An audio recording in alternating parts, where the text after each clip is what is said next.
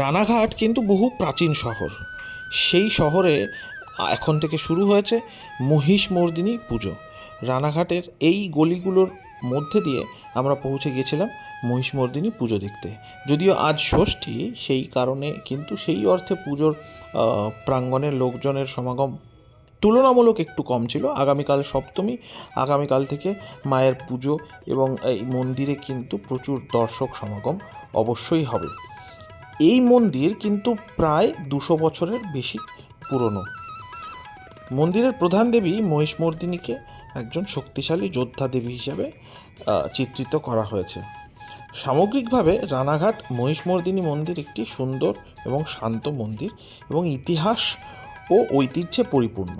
রানাঘাট 1 নম্বর platform থেকে বেরিয়ে বলবেন রবীন্দ্র ভবন যাব, তাহলেই খুব সহজে পৌঁছে যেতে পারবেন এই মহিষমর্দিনী মন্দিরে।